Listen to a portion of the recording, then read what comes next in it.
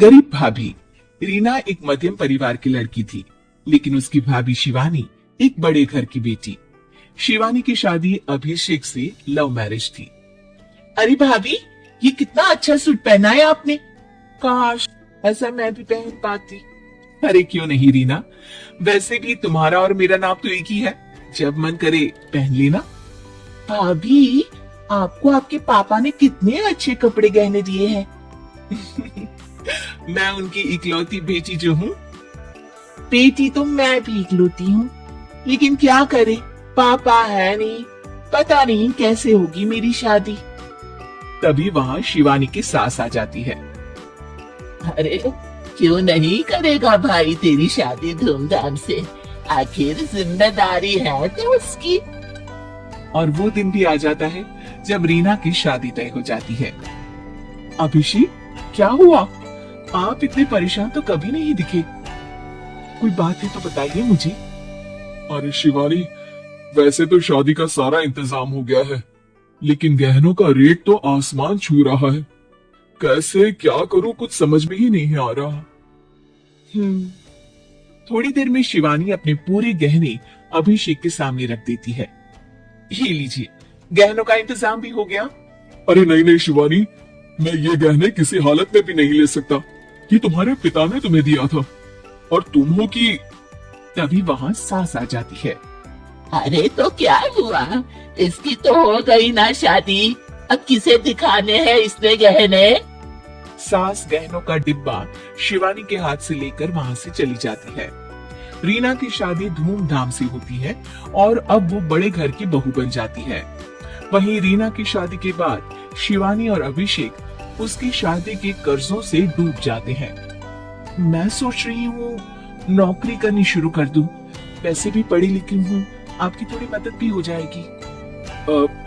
वैसे शिवानी, कुछ दिन कर लो तो अच्छा ही होगा, क्योंकि जरूरत भी है। अब शिवानी भी नौकरी करने लगती है और घर खर्चे में अभिषेक का हाथ बटाती है।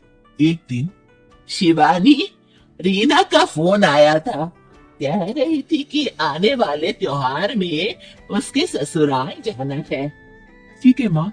अरे ठीक तो है, लेकिन एक काम कर लेना, उसके सास ससुर से लेकर पूरे खानदान के कपड़े मिठाइयाँ सब ले आना, और हो सके तो रीना के लिए छोटे से कान में पहनने की बूंदे भी।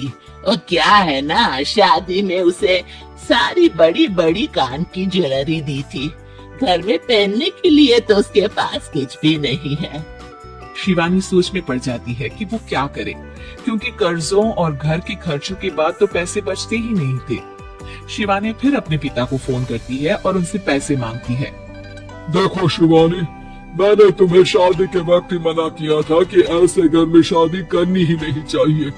अरे अभिषेक को शर्म आनी चाहिए जो ससुराल से पैसे मंगवा रहा है। शिवानी को पिता की बात पर गुस्सा आ जाता है। आप मेरे पिताजी हैं और मैं परेशान थी, इसलिए आपसे मदद की उम्मीद की पापा। अभिषेक को तो पता भी नहीं है कि मैंने आपसे पैसे मांगे हैं। शिवानी सोचती है कि वो अभिषेक से बात करे, लेकिन फिर उसे लगता है कि वो टेंशन ले लेगा। तभी शिवानी की नजर हाथ के कंगन पर पड़ती है। सीधे बाजार जाती है और उसे बेचकर ननद के घर ले जाने का सारा सामान लेकर आती है और सास के सामने रख देती है। हाँ, ठीक है, लेकिन फल थोड़े और अच्छी क्वालिटी के होने चाहिए थे। शिवानी कुछ नहीं कहती, वहाँ से चली जाती है। एक दिन शिवानी, रीना का फोन आया था, बहुत रो रही थी। क्यों माँ, क्या हुआ? सब ठीक तो है ना उसके ससुराल में? अरे तूने तो उसकी नाक ही कटवा दी। अब मैंने क्या कर दिया माँ? कह रही थी कि बड़े घर की बहू है भाभी, जो कपड़े दिए वो ब्रांडेड भी नहीं थे। तू तो जानती है ना उन लोगों का पहनावा कितना अच्छा है। तू तो मेरी बेटी का भला कभी सोचती नहीं। हाय भगवान, अरे बड़े घर की बहू है, इसी बात की जलन है ना तुझे? लेकिन याद रख, मेरी बेटी का सोचने के लिए भगवान है, तुम लोग कभी उसका बुरा नहीं कर पाओगे। अब शिवानी के मन में सवाल था कि क्या ईश्वर सिर्फ रीना के साथ है, उसके साथ नहीं। लेकिन उसे सुकून था कि वो अभिषेक के साथ उसकी जिम्मेदारियों को निभाने में बराबरी की हकदार है। शिवानी वहां से चली जाती है। वो सास से कुछ नहीं कहती, क्योंकि अमीर घर की बहू बनकर रीना को भले ही सुकून ना हो, लेकिन गरीब घर की बहू बनकर शिवानी खुश है। क्योंकि खुशी पैसों से नहीं, परिस्थितियों पर निर्भर करती है।